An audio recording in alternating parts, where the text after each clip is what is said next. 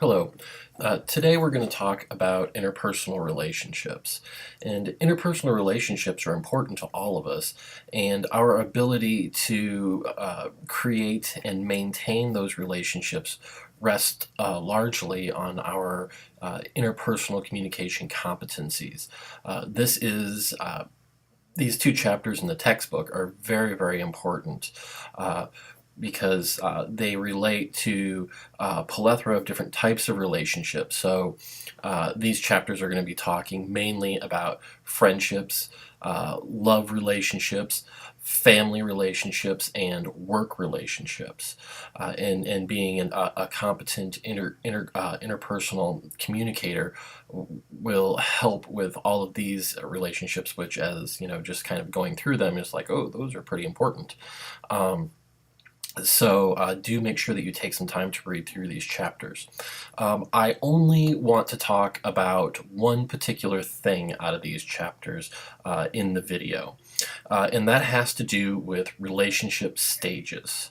I find the idea of relationship stages to be interesting, but I also think it's very, very important for us all to be kind of aware of relationship stages, because by being aware, we're able to see when problems arise and determine if we want to fix them and how we might fix them. Now, there's lots of different models that go along with there's lots of different kinds of models that depict relationship stages. Okay. But I'm just going to talk about the one that is in your textbook. There are some other even more well-known ones, but the one in the textbook is very, very general, and I think that we can apply it to a multitude of types of relationships that occur in a multitude of contexts. The first stage in the relationship model is context, or I'm sorry, contact, if I can say it right today.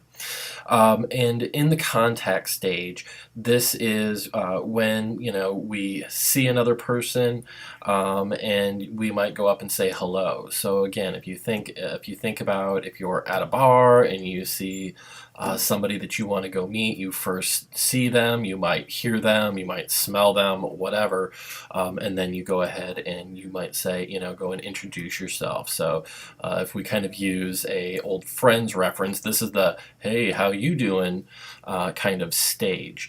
Flirting does occur in the contact stage.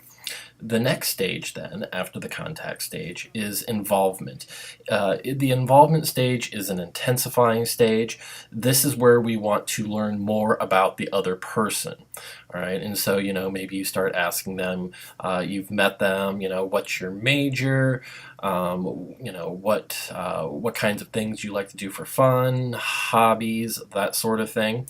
The intent in this kind of involvement stage, the questions can get more personal, a little more deep.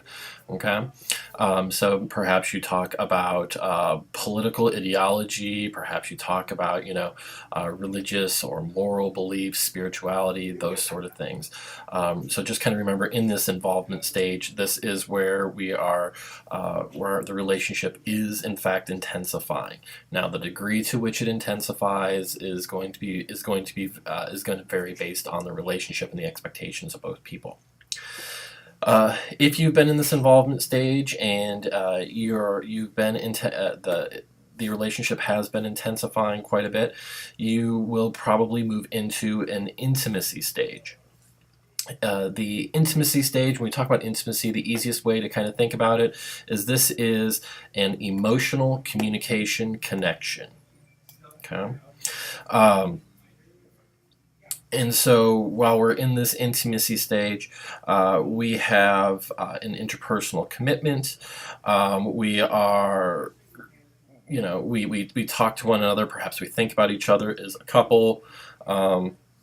There's lots of kind of different ways that this can happen. There are two kind of sub-phases within this intimacy stage. The first is the interpersonal commitment. So again, maybe we sit down and we talk and we decide, yes, we are in fact going to date now. So that's kind of us, right? Us talking to one another, talking about our relationship. The second sub phase here is the social bonding phase. In the social bonding phase, this is where we talk to friends and family. They are going to know that we are a couple. In the social bond, we move in and that move in together, that sort of thing. Marriage is an example of social bonding as well. Okay, and so that kind of takes you into that intimacy stage. Now, when we're talking about relationships, we can't always talk about the hearts and rainbows portion. Relationships also don't always work out, or there are problems, and relationships also end. So we also need to talk about some stages that happen when we run into a rough patch. So we have gone through the contact stage, we've gone through the involvement stage, we've gone through the intimacy stage, and perhaps we got married, perhaps we're just living together, we're committed to one another, whatever, but there become problems. The relationships can and will stagnate. You kind of get into a rut. Maybe you don't get to spend a lot of time together, a lot of quality time together. You're both working a lot. So you're spending a lot of time with work. You're dealing with other social commitments. You're not feeling good about one another. The importance of the relationship may start to come up in terms of how important is it that I'm in this relationship? What are the costs? What are the benefits of this relationship? So we're really kind of moving here then into a deterioration phase. All couples have these phases that have a deterioration phase at some point. It can last for a long time. It can be really, really short, but it happens, right? Relationships are not always just good. So in the deterioration phase, again, there's going to be kind of two phases that are similar to the intimacy. In the deterioration phase, you have the intrapersonal dissatisfaction phase, right? And this is where, as an individual person in the relationship, I start to ask myself, how important is this relationship? What is it costing me to be in this relationship? Maybe the relationship just doesn't seem as important now as it used to. All right, so that becomes the first part. The second part then becomes the interpersonal level, or the interpersonal dissatisfaction kind of stage. And this is where, we start to not talk as much. Maybe when you text me, I don't text back right away, or maybe I just don't only respond to the important texts. Perhaps I stop self-disclosing as much. I stop telling you about my day. I stop confiding in you. All right. So we're reducing communication. We're reducing that kind of contact, which in turn is starting to put distance between us, even if we live together. Okay. Now, so we're in this deterioration stage. We can try to repair the relationship, or we can dissolve the relationship. All right. If this is in fact an important relationship to you and you don't want it to end, you might move into the repair stage. And again, you're going to have to start by repairing the intrapersonal part, which is going to be you kind of sitting down and analyzing within yourself how important this relationship is, what's wrong with it currently, what will it take to make you happy and feel fulfilled. Once you do that, you then need to talk to your significant other, which is going to be the interpersonal repair phase, and this is where you sit down and you negotiate. Maybe you negotiate new rules, new standards of behavior. This could be, hey, we haven't, it's been 6 months, we haven't really had any time to ourselves. Let's set up a date night. Let's go away for a weekend.